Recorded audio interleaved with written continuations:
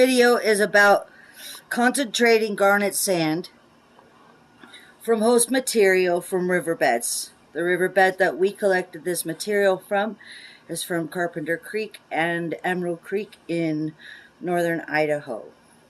So what we're going to do is classify this bigger sands and then reduce it into a concentrate. So this first step is grab a bunch of sand, put it in the classifier. Well, that should be more than enough. Yeah. And then what we do, I'm not going to use a hose. You can use a hose or the creek bed or whatever you want. But I'm going to use some water just to kind of wash these off. To show you how to concentrate it down. And you just kind of clean them off like this. Get them all cleaned off. Get all the sand off the big rocks. That way it all goes through the classifier. And you shake it down.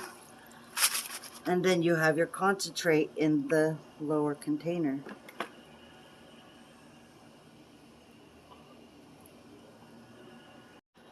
The next step is sifting through the classification material, the larger material, because sometimes you find bigger garnets in this material, this reduced material. And if you can find some garnets in there, you can pick them out and stick them in a separate container, because those are the larger garnets. Sometimes you're lucky and you find things like you can find agates in the host material, and sometimes jasper and other stones. So just sift through this very carefully, one little bit at a time, and you can eventually find some. Ooh, there's a big old, well, there's a nice one right there, a nice big picker. So then we take those pickers and put them in a separate container. So once you have the concentrate of garnet sand mixed with other sand, obviously, you just scoop it off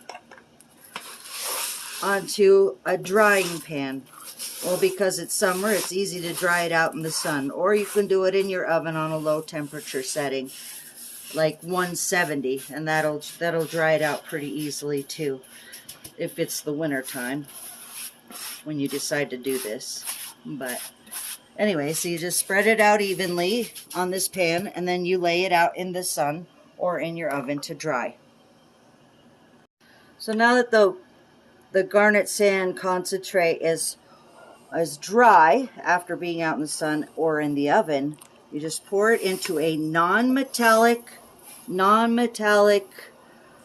container, preferably glass or a nice, hardy plastic. The wonderful thing about garnets is that they have a very high iron content, therefore it makes them magnetic.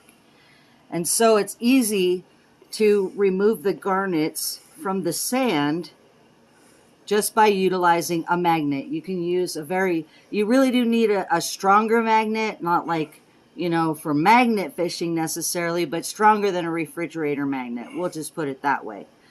But once you have this sand in the container, it's really easy to sift out the garnets.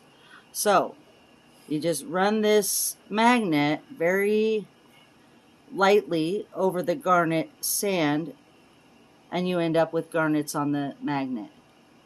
So to remove the garnets, all you do is slide it off into your hand,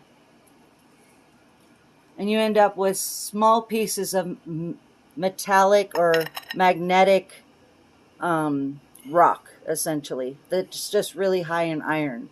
So those little black specks are not garnet. So you can sift through each individual. You don't have to touch the magnet. You just run it over very lightly, very closely to your hand, and it pulls the magnetic rocks off. Okay? Or you can do the quick and dirty which is what my husband likes to do. And you just go like, just dab, dab, dab, dab, dab, dab, dab. You have a full magnet, and you just slide it off into the container. Boom. And then you can utilize, after you get enough garnet in there, then you can move it into another container and sift out the black magnetic rock after that. So that's how you concentrate garnet sand into pure garnets. It's a lot easier than using the pan method, or a sluice box for that matter. It's just, it's a little time consuming, but you get a beautiful concentration of garnet sand. And here's an example of what concentrated garnet sand looks like.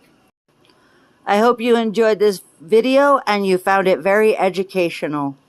Have a good day.